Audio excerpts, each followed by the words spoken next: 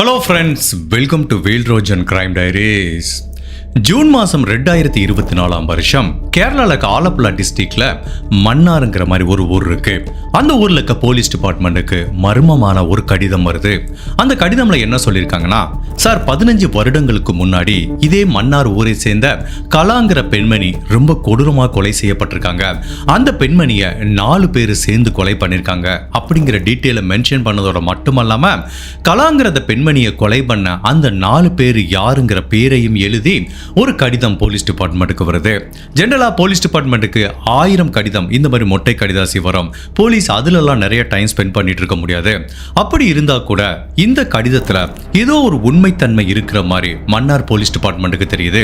அதனால 14-15 வருடங்களுக்கு முன்னாடி ஏதாவது கலான்னு ஒரு பெண்மணி காணாம போயிருக்காங்களான்னு அவங்க போலீஸ் ஸ்டேஷன்ல மட்டுமல்ல அந்த ஏரியால இருக்கிற எல்லா போலீஸ் ஸ்டேஷன்லயும் ஏதாவது மிஸ்ஸிங் ரிப்போர்ட் கம்ப்ளைண்ட் வந்திருக்கான்னு செக் பண்றாங்க.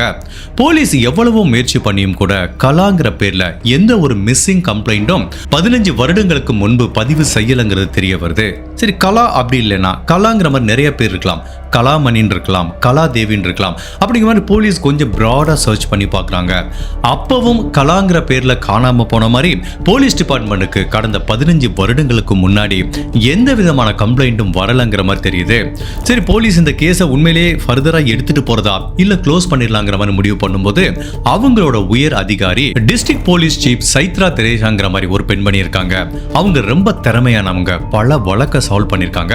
அப்படிப்பட்ட அந்த பெண்மணி இந்த மொட்டை கடிதாசியை பார்த்துட்டு என்ன சொல்றாங்கன்னா, என்னோட உள்ளுணர்வு என்ன சொல்லுதுன்னா இந்த கடிதத்துல ஏதோ ஒரு உண்மை இருக்கிற மாதிரி தெரியுது. இந்த கடிதத்தை நம்மளால அப்படியே விட்டுட்டு போக முடியாது. அதனால நானே இந்த கேஸை ஹேண்டில் பண்றேங்கிற மாதிரி கலாங்கிற அந்த பெண்மணியை தேட ஆரம்பிக்கிறாங்க. ஏற்கனவே போலீஸ் ஸ்டேஷன்ல இருக்க எல்லா மிஸ்ஸிங் கம்ப்ளைண்ட் ரிப்போர்ட்டையும் பார்த்துட்டாங்க. அதுல எந்தவித ரிப்போர்ட்டும் கிடைக்கல. அதனால மன்னார் அப்படிங்கிற இந்த ஊர்ல ஸ்ட்ரீட் பை ஸ்ட்ரீட்டா போய் விசாரிக்க சொல்றாங்க. 15 வருடங்களுக்கு முன்னாடி கலாங்கிற பேர்ல இந்த ஏரியால ஏதாவது பெண்மணி இருந்தாங்களா, அவங்க மிஸ் ஆயிருக்காங்களா அப்படிங்கிற மாதிரி போலீஸ் பல இடங்களை விசாரிச்சுட்டு பார்த்துட்டு வரும்போது ஃபைனலா இந்த கேஸ்ல முதல் பிரேக் த்ரூ கிடைக்குது. அந்த மன்னார் ஊரை சேர்ந்த ஒரு பெண்மணி என்ன சொல்றாங்கன்னா, சார் எங்க ஏரியால தான் 15 வருடங்களுக்கு முன்னாடி கலா அப்படிங்கிற ஒரு பெண்மணி இருந்தாங்க. பட் அவங்க திருமணமாகி குழந்தை இருந்தது. பட் தன்னோட கள்ளக்காதனோட 2009 ஊரை விட்டு ஓடி போயிட்டாங்க சார். அதுக்கப்புறம் அவங்கள பத்தி எந்தவித தகவலும் இல்லைங்கிற மாதிரி சொல்றாங்க. இப்போ அந்த கலாங்கிற பெண்மணியோட கணவர் வீடு, அதுக்கப்புறம் அந்த பக்கத்து வீட்டுக்காரங்க எல்லாத்திட்டும் போய் போலீஸ் விசாரிக்கும் போது கலாங்கிற பெண்மணி கடைசியா தன்னோட கணவர் வீட்டில் இருந்தார்ல அந்த ஏரியா மக்களும் இதான் சொல்றாங்க, சார் கணவன் மனைவி சந்தோஷமா தான் சார் இருந்தாங்க, அவங்களுக்கு ஒரு குழந்தை கூட இருக்கு. பட் இந்த 2009 அந்த கணவன் மனைவிக்குள்ள நிறைய பிரச்சனை வர ஆரம்பிச்சு சார். டெய்லி சண்டை போடுவாங்க. ஒரு நாள் அவங்க கணவர் என்ன சொன்னார்னா, என்னோட மனைவி சூரஜ்ங்கிற ஒரு நபரோட ஊரை விட்டு ஓடி போயிட்டாங்கிற மாதிரி சொல்றாரு. பட் இந்த கலாங்கிற பெண்மணிக்கு இன்னொரு ஆண் கூட தொடர்பு இருந்தது எல்லாத்துக்குமே தெரியும் சார். சோ கலாங்கிற ஒரு அடல்ட் பெண்மணி தன்னோட சுய விருப்பத்தோட ஒரு ஆண் கூட ஓடி போனதுனால இதை பத்தி யாரும் பெருசாவே எடுத்துக்கல சார். பட் நீங்க 15 வருஷத்துக்கு அப்புறம் அந்த பெண்மணியை வந்து விசாரிக்கிறது எங்களுக்கு ரொம்ப ஆச்சரியமா இருக்குங்கிற மாதிரி அந்த நெய்பர் சொல்றாங்க. இப்போ அந்த கலாங்கிற பெண்மணியோட அம்மா அப்பா யாருன்னு விசாரிக்கும் போது அவங்க பல வருடங்களுக்கு முன்னாடியே இறந்து போயிட்டாங்கன்னு தெரிய வருது. பட் அந்த கலாக்கு ஒரு சகோதரர் இருக்கிறது தெரிய வருது. இப்போ போலீஸ் அந்த கலாங்கிற பெண்மணியோட சகோதரர்கிட்ட விசாரணை பண்றதுக்காக போறாங்க. கலாங்கிற பெண்மணியோட சகோதரர் அனில்குமார் அப்படிங்கிற நபர் என்ன சொல்றாருன்னா, சார் அவ என் கூட பிறந்தவ தான், பட் அவளை நாங்க எப்பவோ தலைமொழிகிட்டோம் சாருங்கிறாங்க. சரி, அந்த கலாங்கிற பெண்மணியோட வாழ்க்கையில என்னதான் நடந்துச்சுன்னு நீங்க சொல்லுங்கன்னு சொல்லும்போது அந்த கலாங்கிற பெண்மணி பத்தி அவர் என்ன ஸ்டோரி சொல்றாருன்னா, சார் எங்க ஏரியாவை பொறுத்த வரைக்கும் நாங்க ஜாதிக்கு ரொம்பவே முக்கியத்துவம் கொடுப்போம். பட் இந்த கலா என்ன பண்றா, வேற ஜாதியை சேர்ந்த ஒருத்தனை போய் காதலிச்சுக்கிட்டா அவனையே திருமணம் பண்ணிக்கணும்னு சொல்லி பிரச்சனை பண்றா. ஸோ எங்க வீட்லயும் நாங்க எதிர்ப்பு தெரிவிச்சோம், அந்த பையன் வீட்லயும் எதிர்ப்பு தெரிவிச்சோம். ஈவன் அந்த பையனோட பேரும் என்னோட பேரும் ஒண்ணுதான், அவன் பேரும் அனில்குமார் தான். ஸோ அந்த காதலை பிரிச்சு வைக்கிறதுக்காக நாங்க எவ்வளவோ முயற்சி பண்ணா கூட இந்த 2 பேரும் என்ன முடிவு பண்ணிட்டாங்கன்னா, நாங்க ஒன்னா சேர்ந்து வாழ போறோம்னு சொல்லிட்டு 2 பேருமே வீட்டை விட்டு ஓடி போய் ஒரு கோயில திருமணம் பண்ணிக்கிறாங்க. ஸோ நாங்க எங்க வீட்டுக்குள்ள சேர்க்க மாட்டோம்னு சொல்லிட்டோம். அந்த பையன் அனில்குமாரோட கணவர் வீட்லயும் சேர்க்க மாட்டேன்னு சொல்லிட்டாங்க. அதனால 2 பேரும் தனியா ஒரு வீடு எடுத்து இதே ஏரியால தான் சார் வாழ்ந்துட்டு இருந்தாங்க. 2006 அவ ஓடி போய் திருமணம் பண்ணிக்கிட்டா. அதுக்கப்புறம் நாங்க மொத்தமா அவளை தலைமொழிகிட்டோம். பட் அதுக்கப்புறம் கலாக்கு ஒரு ஆண் குழந்தை பிறந்ததுன்னு எனக்கு தெரியும். பட் ஃபைனலாக 2009ஆம் வருஷம் அவளுக்கு இன்னொரு பையன் கூட தொடர்பு ஏற்பட்டு சூரஜ்ங்கிற அந்த பையனோட ஊரை விட்டு ஓடி போயிட்டா சார். ஏற்கனவே வேற யாரையோ ஜாதிக்காரனை கல்யாணம் பண்ணிட்டான்னு நாங்கள் அவளை கழட்டி விட்டுட்டோம். இப்போ அவனையும் கழட்டி விட்டு அவள் இன்னொருத்தனோட ஓடி போக விட்டு ஒட்டுமொத்த எங்கள் குடும்பம் மானமே போச்சு. உண்மையிலேயே எங்கள் வீட்டில் அப்படி ஒரு பொண்ணு பிறக்கவே இல்லைன்னு தான் சார் நாங்கள் நினச்சிட்டு இருக்கோம். பட் 15 வருடங்கள் கழிச்சு நீங்கள் எதுக்கு சார் கலாவை பற்றி கேட்குறீங்கன்னு சொல்லும் போது, சரி ஓகே பரவாயில்ல, அதுக்குரிய காரணம் என்னங்கிறத உங்ககிட்ட நாங்கள் லேட்டாக சொல்கிறோன்னு சொல்லிட்டு இப்போ இந்த கலாங்கிற கணவரோட பக்கத்து வீட்டுக்காரங்க எல்லாத்திட்டையும் கேட்கும்போது அவங்க என்ன சொல்கிறாங்கன்னா, சார் நீங்கள் சொல்கிற மாதிரி கரெக்டு தான், அவங்க திருமணமான புதுசில் சந்தோஷமாக இருந்தாங்க. பட் 2 பேத்துக்கும் ஒருத்தர் மேலே ஒருத்தர் சந்தேகம் வர ஆரம்பிக்குது. கலா தன்னோட கணவரை சந்தேகப்படுறாங்க, அவங்க கணவர் கலாவை சந்தேகப்படுறாரு. இப்படியே அடிக்கடி சண்டை போடுவாங்க சார், தெருவில் இறங்கி சண்டை போடுவாங்க. பட் எல்லாருமே பார்த்த மாதிரி ஒரு நாள் அவளோட கள்ளக்காதலன் சூரஜ்ங்கிற நபரோட ஓடி போயிட்டா சார்ங்கிற மாதிரி தான் எல்லாருமே சொல்ல விட்டு இப்போ போலீஸ் என்ன அசியூம் பண்றாங்கன்னா, ஓகே கலாங்கிற பெண்மணி ஒரு கள்ளக்காதலனோட ஓடி போனதுனால இப்போ அந்த சூரஜ்ங்கிற நபர் யாருன்னு கண்டுபிடிச்சா மேபி கலாக்கு என்ன நிகழ்ந்ததுங்கிறது தெரிய வருங்கிற மாதிரி தான் போலீஸ் திங்க் பண்றாங்க. கலாங்கிற இந்த பெண்மணி யாரு, இந்த நெய்பர்ஸ், அதுக்கப்புறம் அவங்க பிரதர் சொல்ற மாதிரி கலாங்கிற பெண்மணி அவங்களோட கள்ளக்காதலர் சூரஜ் கூட ஓடி போயிட்டாங்களா, உண்மையிலேயே அந்த லெட்டர் எழுதின நபர் யாரு, அந்த நபர் லெட்டர்ல மென்ஷன் பண்ணது இந்த கலா தானா, ஓகே அப்படியே இந்த கலாவையே மென்ஷன் பண்ணியிருந்தா உண்மையிலேயே அந்த கலா இப்போ உயிரோட இருக்காங்களா, இல்ல இந்த லெட்டர்ல மென்ஷன் பண்ண மாதிரி கொலை செய்யப்பட்டாங்களாங்கிற பலவித குழப்பங்களும் திருப்பங்களும் நிறைஞ்ச கலாங்கிற ஒரு பெண்மணியோட வாழ்க்கையை பத்தி தான் இன்னைக்கு நம்ம இந்த வீடியோல பார்க்க போறோம். கலாக்கா அப்படி என்ன நிகழ்ந்ததுங்கிறது நம்ம தெரிஞ்சுக்கிறது முன்னாடி உங்க டைம் 2 செகண்ட்ஸ் எனக்காக ஸ்பெண்ட் பண்ணி என்னோட வீடியோஸ் உங்களுக்கு பிடிச்சிருந்துச்சுன்னா மறக்காம லைக் பண்ணிட்டு கமெண்ட் பண்ணுங்க. இன் கேஸ் என்னோட சேனலை இதுவரைக்கும் நீங்க சப்ஸ்கிரைப் பண்ணாம பாத்தீங்கன்னா மறக்காம சப்ஸ்கிரைப் பண்ணி என்ன சப்போர்ட் பண்ணுங்க. இதுவரைக்கும் போலீஸ் கலாவை பத்தி அவங்க சகோதரர்கிட்ட போய் கேட்டாங்க, பக்கத்து வீட்டுக்காரங்கிட்ட கேட்டாங்க. பட் இதுவரைக்கும் அந்த கலாங்கிற பெண்ணோட கணவரையோ இல்ல அவங்க கணவர் வீட்டில் இருக்க ஒருத்தரையோ போலீஸால ரீச் பண்ண முடியல. ஃபைனலா ஒரு நாள் அந்த கலாங்கிற பெண்மணியோட கணவர் வீட்டுக்கு போறாங்க. அந்த வீட்டில் அவங்க கணவர் இல்லை. அப்ப விசாரிக்கும் போது என்ன தெரிய வருதுன்னா, அவர் பல வருடங்களுக்கு முன்னாடி வேலை நிமித்தம் காரணமா இஸ்ரேலுக்கு போயிருக்காரு. இந்த கலாவோட கணவர் அனில்குமார் என்ன பண்ணிருக்காரு, கன்ஸ்ட்ரக்ஷன் ஒர்க் தான் பண்ணிட்டு இருக்காரு. ஸோ லோக்கல்ல எவ்வளவோ வேலை வாய்ப்பு இல்லைங்கிறதுனால இஸ்ரேல்ல வேலை பார்க்கறதுக்காட்டி தான் போயிருக்காரு. இப்போ அந்த வீட்டில் யார் இருக்கா, இந்த கலா கணவர் அனில்குமாரோட அம்மா இருக்காங்க. பிளஸ் இந்த கணவர் அனில்குமார் என்ன பண்ணியிருக்காரு, தன்னோட மனைவி இன்னொரு நபர் கூட ஓடி போக விட்டு தன்னோட 1.5 வயசு பையனை வச்சு கஷ்டப்பட்டதுனால இன்னொரு பெண்ணை தனக்கு நடந்த எல்லா சோகத்தையும் எடுத்து கூறி அந்த பெண்ணை திருமணம் பண்ணிக்கிறாரு. இப்போ அந்த தம்பதிகளுக்கும் ஒரு குழந்தை இருக்கு. ஸோ இப்போ இந்த வீட்டில் அனில்குமார்ங்கிற அந்த நபரோட அம்மா, அவரோட 2வது மனைவி, பிளஸ் அவருக்கும் இந்த கலாக்கும் பிறந்த முதல் குழந்தை, அதுக்கப்புறம் அவருக்கும் அந்த 2வது மனைவிக்கும் பிறந்த ஒரு குழந்தை, ஒரு 4 பேர் இந்த வீட்டில் இருந்துட்டு வர்றாங்க. இப்போ போலீஸ் அந்த அனில்குமாரோட மனைவி கிட்டையும் அந்த அனில்குமாரோட அம்மா கிட்டையும் கேட்கும்போது அவங்க என்ன சொல்றாங்கன்னா, சார் என்னோட பையன் இஸ்ரேலுக்கு போய் பல நாளாச்சு, ஈவன் அவன் இஸ்ரேலில் எங்க இருக்காங்க கூட எனக்கு தெரியாது, எப்பயாவது ஒருக்க தான் ஃபோன் பேசுவான், நாங்களே நினைச்சாலும் அவனை ஃபோன் பேச முடியாது, அவனே பேசினாதான் உண்டு, மற்றபடி என்னோட பையனை பத்தி எங்களுக்கே சரியான கான்டாக்ட் இல்லைங்கிற மாதிரி சொல்றாங்க.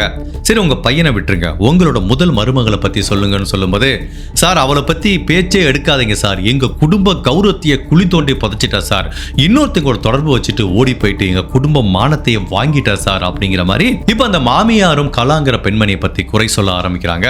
இப்ப போலீஸுக்கு ஒரே குழப்பமாயிருச்சு, உண்மையிலேயே கொலை செய்யப்பட்டது கலாங்கிற இந்த பெண்மணியா, இல்ல தவறான ஒரு கலாவை நம்ம விசாரிச்சுட்டு இருக்கோமா, இல்ல உண்மையிலேயே கலா இன்னொருத்தங்க கூட ஓடி போயிட்டாங்களா அப்படிங்கிற மாதிரி போலீஸுக்கு ஒரு குழப்பமான சூழ்நிலை இருக்கும்போது அந்த கலாவோட சகோதரர் அனில்குமார்ட்ட போய் திரும்ப விசாரிக்கிறாங்க. அப்போ அவர் முக்கியமான ஒரு தகவலை சொல்றாரு. சார் நான் உங்ககிட்ட ஏற்கனவே பேசினேன், பட் ஒரு முக்கியமான தகவலை சொல்ல மறந்துட்டேன். இவ 2009ஆம் வருஷம் காதலனோட ஓடி போயிட்டா. பட் 2 வருடங்கள் கழிச்சு அவங்க கணவர் அனில்குமார் எதேச்சியா மீட் பண்ணும்போது அனில்குமார் என்ன சொன்னாரு, நான் இப்ப ஆக்சுவலா கொச்சினுக்கு ஒரு வேலையா போயிருந்தேன், அங்கே வச்சு நான் கலாவை பார்த்தேன், என்னை பார்த்தும் பார்க்காத மாதிரியும் போயிட்டா, அவ்வளோ திமிராயிருச்சு அவ, நம்மளை விட்டு ஓடி போனதை மல்லாம இன்னொருத்தங்க கூட இருந்துட்டு நான் பார்த்து கூட ஒரு கணவர் எப்படி இருக்கேன், ஒரு குழந்தை எப்படி இருக்கு அப்படிங்கிறத கூட கேட்காம போயிட்டாளுங்கிற மாதிரி என்கிட்ட ரொம்ப ஃபீல் பண்ணி புலம்பிட்டு இருந்தாருங்கிற மாதிரி சொல்றாரு. ஸோ இதை எல்லாத்தையும் வச்சு பார்க்கும்போது போலீஸுக்கும் ஒரு சின்ன டவுட் வருது, ஒருவேளை அந்த கலா இன்னும் உயிரோட இருப்பாங்களோ, யாரோ ஒருத்தர் நம்மளோட நேரத்தை விரயம் பண்றதுக்காக இந்த மாதிரி லெட்டர் எழுதி போட்டாங்களோ அப்படிங்கிற சந்தேகமும் வர ஆரம்பிக்குது.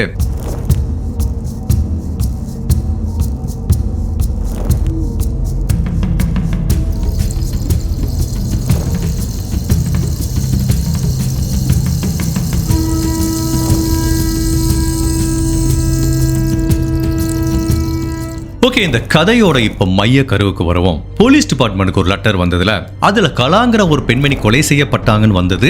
அந்த கொலையை யாரு பண்ணாங்கிற மாதிரி 4 பேர் மென்ஷன் பண்ணியிருந்தாங்க. அதுல மென்ஷன் பண்ணப்பட்ட 3 பேரோட பேர் என்ன அப்படின்னா பிரமோத், சோனு அண்ட் ஜின் அப்படிங்கிற 3 பேர் தான். இந்த 3 பேரை பத்தி விசாரணை பண்ணும்போது இந்த 3 பேருக்கும் காணாம போன அந்த கலாவோட கணவர் அனில்குமாருக்கும் தொடர்பு இருக்கிறது தெரிய வருது. அதாவது அந்த கணவர் அனில்குமாருக்கு இவங்க 3 பேரும் ரொம்ப க்ளோஸ் ஆன ஃப்ரெண்ட். அதுலயும் அந்த பிரமோத்ங்கிற ஒருத்தன் பயங்கர குடிகாரன். 24 மணி நேரம் குடிக்க வேண்டியது, வீட்டில் வந்து தன்னோட மனைவியை அடிக்க வேண்டியது, துன்புறுத்த வேண்டியது. ஸோ இதனால என்ன பண்ணியிருக்காங்க, அவங்க மனைவி கூட ஒரு நாள் போலீஸ் ஸ்டேஷனில் கம்ப்ளைண்ட் பண்ணி இந்த மாதிரி டொமஸ்டிக் அபியூஸ் கேஸில் சில நாட்கள் சிறையில் இருந்துட்டு வந்திருக்கான்.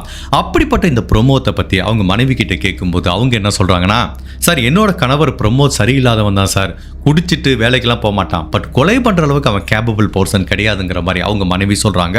பட் அப்படி இருந்தா கூட இந்த பிரமோத் மேல போலீஸுக்கு ஒரு சந்தேகம் இருந்துட்டே தான் இருக்கு. இப்போ அந்த பிரமோத் கிட்ட போய் விசாரிக்கிறாங்க. அவர் என்ன சொல்றாருன்னா, சார் கலாங்கிற பெண்மணி நீங்க சொல்ற மாதிரிலாம் கொலை செய்யப்பட்டாங்களான்னு எனக்கு தெரியாது, பட் அவங்க இன்னொரு ஆண் கூட தொடர்புல இருந்துட்டு ஓடி போயிட்டாங்க சார், அது மட்டும் எனக்கு நல்லா தெரியும். இந்த ஊரே கலாங்கிற பெண்மணியை பத்தி என்ன கதை சொல்லுதோ அதே கதை தான் இந்த பிரமோத்துங்க சொல்றாரு. மேலும் என்ன சொல்றாரு, எனக்கு அனில்குமார் நல்ல ஃப்ரெண்டு சார், தன்னோட மனைவி ஓடி போனதுனால அளவுக்கு அதிகமான மன உளைச்சலுக்கு ஆளாகி பல நாள் நாங்க எல்லாம் சேர்ந்து தண்ணி அடிச்சுட்டு எங்க கிட்ட புலம்பி தீத்துருவான் சார்ங்கிற மாதிரி பிரமோத் கண்டினியூஸா இந்த கலா ஓடி தான் போயிட்டாங்கிறத தொடர்ந்து சொல்லிட்டே இருக்காரு. பட் அப்படி இருந்தா கூட இந்த பிரமோத் மேல போலீஸுக்கு இன்னுமே ஒரு சின்ன சந்தேகம் இருக்கிறதுனால அந்த பிரமோத் கிட்ட இருந்து உண்மையை வாங்குறதுக்காக போலீஸ் ஒரு டாக்டிக்ஸ் யூஸ் பண்றாங்க. இந்த பிரமோத் நல்லா குடிக்கிறவன், குடிச்சா அவன் மேபி உண்மையை உளறதுக்கு சான்ஸ் இருக்கு அப்படிங்கிறதுனால ஒரு நாள் இந்த போலீஸ் டிபார்ட்மெண்ட் அவங்கிட்ட ரொம்ப கேஷுவலா ஃப்ரெண்டு மாதிரி ஆக்ட் பண்ணி அவனுக்கு நிறைய ட்ரிங்க்ஸ் வாங்கி கொடுக்குறாங்க. அப்படி ட்ரிங்க்ஸை நல்லா குடிச்சதுக்கு அப்புறம் அவன் பேச ஆரம்பிக்கிறான். சரி எப்படி இவன் பேசிடுவான், உண்மை உளறிடுவான்னு சொல்லிட்டு ஒரு நைட்டு ஃபுல்லா போலீஸ் டிபார்ட்மெண்ட் அவங்க கூட உட்கார்ந்து இருந்ததா மிச்சம். பிரமோத் இந்த கலாவை பத்தி ஒரு வார்த்தை கூட பேசல. பட் போலீஸோட உள்ளுணர்வு என்ன சொல்லுதுன்னா, நம்ம கலாங்கிற ஒரு பெண்மணி சரியான பெண்மணியை நோக்கி தான் பயணம் செஞ்சுட்டு இருக்கோம். கண்டிப்பா அந்த லெட்டர்ல கொலை செய்யப்பட்டதா சொல்லப்பட்ட கலாங்கிற பெண்மணி இந்த அனில்குமாரோட ஒய்ஃப் தான். கண்டிப்பா இந்த பிரமோத்தும் பிளஸ் அவனோட கூட்டாளிகளும் ஏதோ ஒரு விஷயத்தை மறைக்கிறாங்கிறத மட்டும் போலீஸால உணர முடியுது. இப்போ போலீஸ் வேற மாதிரி ஒரு டாக்டிக்ஸ் யூஸ் பண்றாங்க. திரும்பவும் பிரமோத்ங்கிற இந்த குடிகாரனை போலீஸ் ஸ்டேஷனுக்கு கூட்டிட்டு வர்றாங்க. அப்போ பிரமோத் கிட்ட அவங்க என்ன சொல்றாங்கன்னா, சி பிரமோத், நீ என்ன வேணாலும் மறைச்சிக்கோன்னு சொல்லிக்கோ, பட் உன்னோட கூட்டாளி அந்த கலாவோட கணவர் அனில்குமார் இஸ்ரேல்ல இருக்கான்ல, அவன் எல்லா உண்மையும் ஒத்துக்கிட்டான். நீங்க எல்லாம் சேர்ந்து தானே கலாவை கொலை பண்ணீங்க, அதை அவன் கன்ஃபெஷன் பண்ணிக்கிட்டதுனால இப்போ இஸ்ரேல் போலீஸ் அந்த அனில்குமாரை அரெஸ்ட் பண்ணிட்டாங்க. அவனை அடுத்த வாரம் நாங்கள் இந்தியாவுக்கு கூட்டிட்டு வர போறோங்கிற மாதிரி ஒரு பிட்டை போடுறாங்க. இப்பயாவது நீ உண்மையை சொல்லல அப்படின்னா இந்த வழக்குல நீ தான் முதன்மை குற்றவாளிங்கிற மாதிரி உன்னை கைது செஞ்சு உனக்கு வாழ்நாள் ஃபுல்லா சிறை தண்டனை வாங்கி தருவோன்னு சொல்ல விட்டு இப்போ இந்த பிரமோத்துக்கு ஒரு பதட்டம் வர ஆரம்பிச்சிருச்சு. ஓஹோ, அனில்குமாரே உண்மையை சொல்லிட்டானா, அப்போ ஓகே சார் நானும் சொல்லிடுறேன், பட் நான் உண்மையை சொல்லணும் அப்படின்னா எனக்கு ஒரே ஒரு கண்டிஷன் தான், எனக்கு நீங்க தூக்கு தண்டனை வாங்கி தரக்கூடாது, எனக்கு குறைவான சிறை தண்டனை தான் வாங்கி தரணுங்கிற மாதிரி போலீஸ் கிட்ட ஒரு அக்ரிமெண்ட் போட்டு நடந்த எல்லாத்தையும் இந்த பிரமோத் ஒன்னா சொல்ல ஆரம்பிக்கிறான்.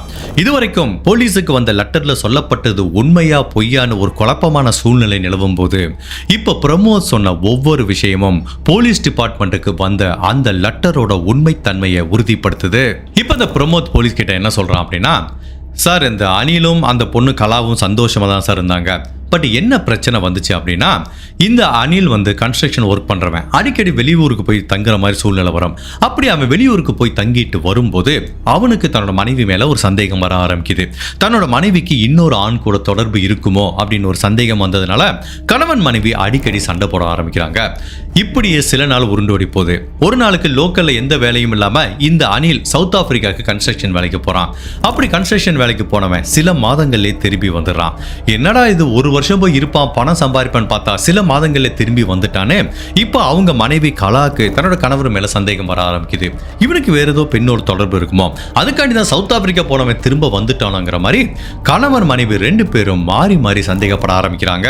ஜென்ரலா கணவன் மனைவிக்குள்ள சந்தேகம் அப்படிங்கிற இந்த ஒரு கொடுமையான வியாதி வர ஆரம்பிச்சிருச்சு அப்படின்னா அவங்க வாழ்க்கையே நரகம் மாதிரி தான் இருக்கும். ஸோ அடிக்கடி கணவன் மனைவி சண்டை போட ஆரம்பிக்கிறாங்க. இதனால அவங்க குழந்தையோட வாழ்க்கையும் அஃபெக்ட் ஆக ஆரம்பிக்குது. இப்படியே சில நாட்கள் உருண்டோடி போகும்போது ஒரு நாள் நாங்கள் எல்லாம் உட்காந்து ட்ரிங்க்ஸ் சாப்பிட்டுட்டு இருக்கும்போது அந்த அனில்குமார் சொல்றான், சரி டே என் பொண்டாட்டி எவன் கூடயோ தொடர்பு இருக்குடா, அவ கண்டிப்பா என்னை ஏமாத்துறாடா, எனக்கு என்னமோ என்ன பண்றதுன்னே தெரியலடா அப்படின்னு சொல்லும்போது இந்த பிரமோத் அதுக்கப்புறம் அந்த சோமன் ஜின் அப்படிங்கிற கூட்டாளிகள் என்ன சொல்லியிருக்காங்க, விடுமச்சான் சரியாயிரும், எல்லாமே சரியாயிரும், கண்டிப்பா அந்த மாதிரி எதுவும் இருக்காது, நீ ஒன்றும் போட்டு தேவையில்லாம குழப்பிக்காத அப்படின்னு சொல்லும்போது, இல்லடா அவ கண்டிப்பா இன்னொருத்தங்க கூட தொடர்புல இருக்காடா, எனக்கு நல்லா தெரியுதுடா, எனக்கு அவ உயிரோட இருக்க வரைக்கும் நிம்மதியா இருக்க முடியாது, அவளை போட்டு தள்ளணும்டா அப்படிங்கிற மாதிரி பிளான் சொல்றான். டீ என்னடா சொல்ற, நிஜமா தான் சொல்றியா? ஆமாடா அவளை போட்டு தள்ளணும், நீங்க 3 பேர் தான் எனக்கு உதவி செய்றீங்கன்னு சொல்லும்போது, டேய் ஏதாவது கோர்ட்டு கேஸ்னு மாட்டி விட்டுறாதா அப்படின்னு சொல்லுக்கு, இல்ல மச்சான் என்கிட்ட சூப்பரான ஒரு பிளான் இருக்கு, அவளை போட்டு தள்ளிடுவோம், அதுக்கப்புறம் என்னோட வீட்டுக்கு பின்னாடி இப்போதான் ஒரு செப்டிக் டேங்க் இருக்கு, அந்த செப்டிக் டேங்கை ஓப்பன் பண்ணி உடம்ப உள்ள போட்டுட்டோம் அப்படின்னா அதுவே உள்ள அழுகி போய் மக்கி போயிடும். நம்ம ஊர் ஃபுல்லாக என்ன சொல்லிடலாம்னா, ஏன் பொண்டாட்டி ஏற்கனவே சூரஜ்னு ஒருத்தங்க தொடர்பில் இருந்தால் அவங்களோட ஓடி போயிட்டான்னு நம்ம ஒரு கட்டுக்கதையை அவிழ்த்து விட்டா இந்த ஊரே நம்பிடும். அவங்க அம்மா அப்பாவும் கேட்கறதுக்கு ஆள் இல்லை, பிகாஸ் நாங்கள் ஏற்கனவே வீட்டை விட்டு வந்தாங்க, கல்யாணம் பண்ணிக்கிட்டோம், அவங்க அம்மா அப்பா ஏற்கனவே பேசுறது இல்லை, இப்போ இன்னொருத்தங்க கூட ஓடி போயிட்டா அப்படின்னு கேள்விப்பட்டா அவங்க அம்மா அப்பாவுக்கும் இவ மேலே வெறுப்பு உணர்ச்சி ஏற்பட்டு இவளை கண்டிக்கவே மாட்டாங்க. அதனால இவளை தேடுறதுக்கு ஆள் இருக்காது, இவ மிஸ் ஆயிட்டான்னு கம்ப்ளைண்ட் கொடுக்கறதுக்கும் ஆள் இருக்காது. என்ன சொல்றேன்னு சொல்லும்போது, இவர் சொல்ற ஐடியா அந்த கூட்டாளிகளுக்கு ரொம்ப பெர்ஃபெக்ட்டா பட்டது, இதை பண்ணுனா கண்டிப்பா நம்ம தப்பிச்சிருவோம் அப்படிங்கிற மாதிரி பிளான் இருக்கிறதுனால சரி இந்த கொலைக்கு நாங்க உதவி செய்யறோங்கிற மாதிரி சொல்றாங்க.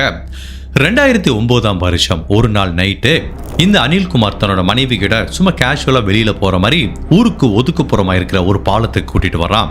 அங்க ஏற்கனவே இந்த 3 பேரும் வெயிட் பண்ணிட்டு இருக்காங்க. அதுக்கப்புறம் தான் கையில வச்சிருந்த நைலான் கயிறால இந்த 4 பேரும் சேர்ந்து கலாவோட கழுத்தை நெரிச்சு கொலை பண்ணிடுறாங்க. அதுக்கப்புறம் ஒரு கார்ல அந்த உடலை திரும்ப இவங்க வீட்டுக்கு எடுத்துட்டு வந்து செப்டிக் டேங்க்ல போட்டு க்ளோஸ் பண்ணிடுறாங்க. அதுக்கப்புறம் ஒண்ணுமே நடக்காத மாதிரி 4 பேரும் ஒரு பாருக்கு போயிட்டு சரக்கு அடிச்சுட்டு மறுநாள் காலையில ஊரு ஃபுல்லா அழுது புலம்பி என்னோட மனைவி சூரஜ் கூட ஓடி போயிட்டான்னு சொல்லி இவன் ஒரு கட்டுக்கதை விட்டுருக்கான். இவன் அழுகுன நாடகத்துல அதை ஊரே நம்பிருச்சு. இவ்வளவுதான் சார் எனக்கு தெரியும், இதுக்கப்புறம் என்ன நடந்துச்சுன்னு எனக்கு தெரியாதுன்னு சொல்லவிட்டு இப்போ போலீஸுக்கு தெரியுது இந்த 4 பேரும் சேர்ந்தா கலாவை கொலை பண்ணியிருக்காங்கன்னு. இப்போ அந்த செப்டிக் டேங்கை தோண்டி பார்த்தா உண்மை தெரியும்னு சொல்லிட்டு இந்த இன்சிடென்ட் நடந்து 15 வருடங்கள் கழித்து அனில்குமார்ங்கிற அந்த நபரோட செப்டிக் டேங்கை போலீஸ் தோண்டி பார்க்கும்போது அங்க போலீஸுக்கு ஒரு மிகப்பெரிய அதிர்ச்சி காத்துட்டு இருக்கு. போலீஸ் என்ன ஃபீல் பண்ணாங்க, அந்த செப்டிக் டேங்க்குள்ள கண்டிப்பா கலாவோட உடல் இருக்கும், அது 15 வருஷம் ஆனதுனால கம்ப்ளீட்டா டீகம்போஸ் ஆகி மக்கி போயிருந்தா கூட அங்க மீதம் இருக்கிற ரிமைன்ஸ் எலும்பு துண்டுகள்லாம் கிடைக்கும், அதை வச்சு இந்த வழக்கை சால்வ் பண்ணிடலான்னு அந்த செப்டிக் டேங்கை தோண்டி உள்ள இருக்கிற ரிமைன்ஸ் எல்லாத்தையும் எடுத்து பார்க்கும்போது போலீஸுக்கு பாசிட்டிவா நிறைய விஷயம் கிடைக்குது. ஃபர்ஸ்ட் ஆஃப் ஆல் இந்த கலாக்கு சொந்தமான அவங்க கழுத்துல ஒரு செயின் போட்டிருப்பாங்க, அந்த செயினை கண்டுபிடிக்கிறாங்க. அவங்க ரொம்ப யூனிக்கா தலையில ஒரு சின்ன ஹேர் பின் வச்சிருப்பாங்க, அந்த ஹேர் பின்னையும் கண்டுபிடிக்கிறாங்க. அதுக்கப்புறம் நிறைய நீளமான தலைமுடிகளை கண்டுபிடிக்கிறாங்க. இதுக்கப்புறம் போலீஸ் என்ன எதிர்பார்த்தாங்க, ரிமைன்ஸ் எலும்புகள் இருக்குன்னு பார்த்தா இதுக்கப்புறம் அந்த செப்டிக் டேங்க்குள்ள அழுகிய நில சடலத்தையோ இல்ல டீகம்போஸ் ஆன ஒரு பாடியோ அதுக்கப்புறம் மீதம் இருக்கிற எலும்பு துண்டுகளையோ வேற எதையுமே ஃபாரன்சிக் டீமால கண்டுபிடிக்க முடியல. இப்போ அந்த செப்டிக் டேங்க்குள்ள கண்டுபிடிக்கப்பட்ட அந்த நகை, கடைசியா போட்டிருந்த நகை கலாக்கு சொந்தமானது தெரியுது, அந்த ஹேர் பின்னும் அவங்களுக்கு சொந்தமானது தெரியுது. பட் இந்த தலைமுடி உண்மையிலேயே கலாக்கு சொந்தமானதாங்கிற தெரிஞ்சுக்கிறதுக்காக போலீஸ் அதை டிஎன்ஏ டெஸ்டுக்காக அனுப்பி வைக்கிறாங்க. இப்போ போலீஸுக்கு ஒரே குழப்பம் ஆயிடுச்சு. 15 வருஷமா ஒரு உடல் இந்த செப்டிக் டேங்க்ல இருந்தா கூட அதுல இருக்க சதைப்பகுதி ஃபுல்லா அழுகி போனா கூட எலும்பு துண்டுகள் இருக்குமே, ஒரு எலும்பு துண்டுகள் கூட தன்னால கண்டுபிடிக்க முடியலன்னு போலீஸுக்கு ஒரே குழப்பம் ஆயிடுச்சு. குடிகாரன் பேச்சு விடிஞ்சா போச்சும்பாங்க. என்னடா இவன் பிரமோத்துங்கிறவன் சரியான குடிகாரன், இவன் உண்மையே சொல்றானா இல்ல பொய் சொல்றானான்னு தெரியல. இப்போ பிரமோத்து கிட்ட போய் திரும்ப கேட்குறாங்க, சரி நீ என்ன சொன்னீங்க, செப்டிக் டேங்க்ல தானே அந்த உடம்ப போட்டானாங்க, பாரு ஒரு எலும்பு துண்டு கூட இல்லைன்னு கேட்டதுக்கு, சார் எங்களுக்கு தெரிஞ்ச வரைக்கும் நாங்கள் செப்டிக் டேங்க்குள்ள தான் போட்டோம், அதுக்கப்புறம் அவங்க கணவர் அனில் என்ன பண்ணான்னு தெரியல, பட் என்னோட பெஸ்ட் கெஸ் என்னன்னா நான் எங்களுக்கெல்லாம் அந்த உடல் எங்க இருக்குன்னு தெரியுங்கிறதுனால நாளைக்கு நாங்க போய் போலீஸ்ல சொன்னா அவன் மாட்டிப்போங்கிறதுக்காண்டி பாபநாசம் படத்துல வர்ற மாதிரி மேபி அந்த செப்டிக் டேங்க்ல இருக்கிற உடம்பை எடுத்து அவன் வேற ஏதாவது ஒரு இடத்துல போய் குழி தோண்டி புதைச்சிருக்கலாம் சார், இது எங்களுக்கு தெரியாதுங்கிறாரு. பட் அப்படி இருந்தா கூட இந்த கொலையை இவங்க கன்ஃபெஷன் பண்ணிக்கிட்டதுனால இந்த பிரமோத், சோமன் அண்ட் ஜீனுங்கிற 3 பேத்தையும் போலீஸ் அரெஸ்ட் பண்றாங்க. அதுக்கப்புறம் இஸ்ரேல்ல இருக்கிற அந்த கணவர் அனில்குமார் எங்க இருக்காருன்னு அவங்க குடும்ப உறவுகளுக்கு தெரியல, இல்ல தெரிஞ்சும் போலீஸ் கிட்ட மறைக்கிறாங்களான்னு தெரியல. இப்ப போலீஸ் அந்த இஸ்ரேல் நாட்டில் இருக்கிற இந்திய தூதரகத்தை கான்டாக்ட் பண்ணி அந்த அனில்குமார் எங்க இருக்கான்னு தேடிட்டு இருக்காங்க. இது வரைக்கும் அந்த அனில்குமார் அவங்க கண்டுபிடிக்கல. கண்டுபிடிச்சு இந்தியாவுக்கு கூட்டிட்டு வந்து அந்த அனில்குமார் கிட்ட விசாரணை பண்ணாதான் உண்மையிலேயே கலாவோட உடல் எங்க இருக்குங்கிறது அவங்களுக்கு தெரியும். இந்த செப்டிக் டேங்க்ல போடப்பட்ட உடலை அவன் எங்க புதைச்சு வச்சான் அப்படிங்கிற உண்மை அந்த கணவர் அனில்குமாருக்கு மட்டுமே தெரியும். போலீஸ் அவங்களோட ஸ்டேஷனுக்கு வந்த ஒரு மொட்டை கடிதாசியை நம்பி விசாரணை பண்ணதுனால தான் ஒரு கொலை வழக்கு அவங்களால தீர்க்க முடிஞ்சது. இதுல முதன்மை குற்றவாளியா கருதப்படுற அவங்க கணவரை இனிமே அரெஸ்ட் பண்ண முடியாட்டா கூட என்னைக்காவது ஒரு நாள் இஸ்ரேல இருந்து இங்க வந்துதான் ஆகணும். அப்ப கண்டிப்பா கேரளா போலீஸ் அவனை அரெஸ்ட் பண்ணி அவனுக்கு சரியான தண்டனை வாங்கி கொடுக்கறதுக்கு வாய்ப்பு இருக்கு. அதுக்கப்புறம் கலாவோட ரிமைன்ஸ் எங்க இருக்குங்கிறத போலீஸ் கண்டுபிடிக்கிறதுக்கும் வாய்ப்பு இருக்கு. ஓகே, என்னதான் இந்த வழக்குல போலீஸ் சால்வ் பண்ணா கூட இப்ப நம்ம மனசுல எல்லாத்துக்குமே ஒரு கொஸ்டின் இருக்கும். அதே கொஸ்டின் தான் எனக்கு வந்துச்சு. போலீஸ் டிபார்ட்மெண்ட்டுக்கு அந்த மொட்டை கடிதாசியை எழுதுனது யாரு? கலாங்கிற பெண்மணி 15 வருடங்களுக்கு முன்னாடி கொலை செய்யப்பட்டாங்க. அந்த கொலை இந்த 4 பேர் தான் பண்ணாங்கிறது அந்த நபருக்கு எப்படி தெரியும்? உண்மையிலேயே அந்த லெட்டரை யாரா எழுதுனதுன்னு போலீஸ் தலையை பிச்சிட்டு இருக்கும்போது போலீஸ் இந்த கேஸை சால்வ் பண்ணதுக்கு அப்புறம் ஒரு நபர் போலீஸ் ஸ்டேஷனுக்கு வாலண்டியரா வந்து, சார் நான் தான் இந்த லெட்டரை எழுதுனேங்கிற கன்ஃபெஷன் பண்ணிக்கிறாரு. அவர் யாரும் இல்ல, வழக்கமான ஒரு மதுப்பிரியர் தான். டெய்லி போயிட்டு பார்ல உட்காந்து ட்ரிங்க்ஸ் சாப்பிடும்போது ஒரு நாள் இப்படி ஒரு டேபிள்ல உட்காந்து அந்த மதுப்பிரியர் ட்ரிங்க்ஸ் சாப்பிட்டுட்டு இருக்காரு. பக்கத்து டேபிள்ல இந்த பிரமோத், அதுக்கப்புறம் சோமன் ஜின், இந்த 3 பேர் உட்காந்து சரக்கு அடிச்சிட்டு இருக்காங்க. அப்ப இந்த பிரமோத் குடி போதையில பயங்கரமா உளர ஆரம்பிக்கிறான். அவன் என்ன சொல்றான், டேய் மச்சான், என் ஒய்ஃப் என்னை ரொம்ப டார்ச்சர் பண்றாடா, ஒரு நாள் அவளை நான் போட்டு தள்ளணுடா அப்படிங்கிறான். நம்ம அந்த அனில்குமாரோட ஒய்ஃபை எப்படி கொலை பண்ணமோ என் பொண்டாட்டியும் ஒரு நாள் கண்டிப்பா கொலை பண்ணணும்டா அப்படிங்கிற மாதிரி குடிச்சிட்டு இவங்க இந்த கொலையை பத்தி கன்ஃபெஷன் பண்ணிட்டு இருந்திருக்காங்க. அப்போ பக்கத்து டேபிள் இந்த இன்னொரு மதுப்பிரியர் இதை பத்தி கேட்டுக்கிட்டு உடனே சரி ஓகே, ஏதோ ஒரு கலாங்கிற பெண்மணியை கொலை பண்ணிருக்காங்க அப்படின்னு சொல்லிட்டு இதை பத்தியான தகவலை லோக்கல் போலீஸ் ஸ்டேஷனுக்கு ஒரு லெட்டர் எழுதி போட்டிருக்காரு. இன்கேஸ் அந்த மதுப்பிரியர் இதை ஜஸ்ட் பக்கத்து டேபிள்ல இருந்து கேட்காம இருந்தாலோ இல்ல அந்த லெட்டர் அவர் போலீஸ் டிபார்ட்மெண்ட்டுக்கு எழுதாம இருந்தாலோ கடைசி வரைக்கும் கலாங்கிற பெண்மணி சூரஜ்ங்கிற தன்னோட காதலரோட ஓடி போன மாதிரி தான் இந்த ஊர் உலகம் எல்லாமே நம்பிட்டு இருந்திருப்பாங்க. அந்த கலாவை அவங்க கணவரும் கூட்டாளிகளும் சேர்ந்து கொலை பண்ணாங்க அப்படிங்கிற உண்மை கடைசி வரைக்கும் இந்த வெளி உலகத்துக்கு வராமையே போயிருக்கோம். என்னதான் அந்த மதுப்பிரியரை நம்ம திட்டினா கூட அந்த மதுப்பிரியர் பண்ண வேலை உண்மையிலேயே பாராட்டுக்குரியது. ஹோப்ஃபுல்லி இந்த கலாவோட கணவர் அனில்குமார் அப்படிங்கிற நபரை கூடிய விரைவில் போலீஸ் அரெஸ்ட் பண்ணி அவருக்கு கடுமையான தண்டனை வாங்கி தரப்படும் அப்படிங்கிற மாதிரி நம்புவோம்.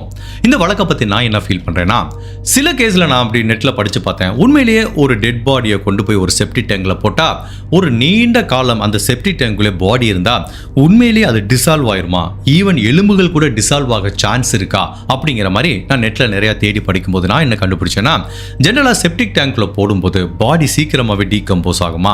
பட் அது உண்மைதான். பட் அதுக்காக அந்த உடம்புல இருக்கிற எல்லா எலும்புகளுமே கண்டிப்பா டிசால்வ் ஆகாது. பிகாஸ் நம்ம நிறைய கேஸ்ல பார்த்திருப்போம், ஆசிட் ஊத்தி ஒரு பாடியை கம்ப்ளீட்டா டிசால்வ் பண்ண முடியும். ஸோ அந்த மாதிரி இந்த செப்டிக் டேங்க்ல போட்ட முழு உடம்பும் டிசால்வ் ஆகுமா, இன்க்ளூடிங் எலும்புகளையும் சேர்த்து டிசால்வ் ஆகுமா கேட்டா கண்டிப்பா கிடையாது.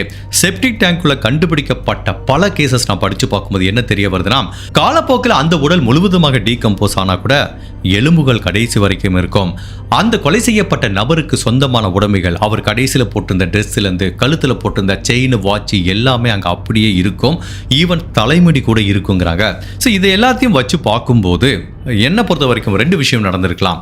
கண்டிப்பா கலாவோட உடம்ப உடனே அவர் செப்டிக் டேங்க்லேருந்து வேற இடத்துல போய் தோண்டி புதைச்சிருந்தாருன்னா அவங்களோட ஹேரோ இல்லை அவங்களுக்கு சொந்தமான உடம்பைகளோ செப்டிக் டேங்க்ல இருக்கிறதுக்கு வாய்ப்பு இல்லை. ஸோ மேபி இந்த செப்டிக் டேங்க்ல அவங்க உடம்ப போட்டதுக்கு அப்புறம் பல வருடங்கள் அந்த உடம்பு கம்ப்ளீட்டாக டீகம்போஸ் ஆயிருக்கலாம். அந்த உடம்புலேருந்து வந்த எலும்புகள் சில ரிமைன்ஸ் இருந்திருக்கலாம். மேபி இந்த அனில் என்ன பண்ணியிருக்கலாம்னா, செப்டிக் டேங்கை அதுக்கப்புறம் பல வருடங்களுக்கு அப்புறம் கிளீன் பண்ணும்போது அந்த செப்டிக் டேங்க்லேருந்து கம்ப்ளீட்டாக ரிமைன்ஸ் எல்லாத்தையும் எடுத்து போய் வேற எங்கேயாவது புதைச்சிருக்கலாம். இது ஒரு கேஸ். அப்படி இந்த கேஸ் தான் நடந்திருக்கிறதுக்கு நிறையவே வாய்ப்பு இருக்கு. அதனால தான் அவங்களோட தலைமுடி டீகம்போஸ் ஆனால தான் தலைமுடி தனியாக வந்திருக்கு. பாடி டீகம்போஸ் ஆனதெல்லாம் அவங்க கடைசியில் போட்டிருந்த செயின், அவங்க ஹேர் பின் எல்லாமே அந்த செப்டிக் டேங்க்ல கண்டுபிடிக்கப்பட்டது.